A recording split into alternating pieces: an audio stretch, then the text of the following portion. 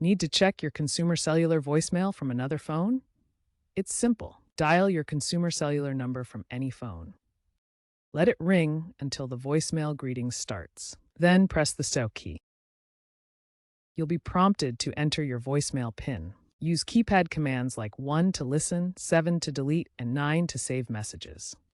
This method still works reliably in 2025, even with the rise of visual voicemail apps. Remember, you need your voicemail PIN for security. If you have a smartphone, consider using the Verizon voicemail app for a visual voicemail experience with transcription, which integrates seamlessly with consumer cellular.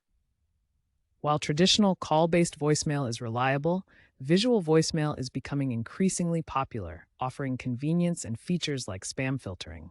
However, the call-in method is still vital for users without data plans or smartphones. Make sure your voicemail is activated to get started. This is usually on by default.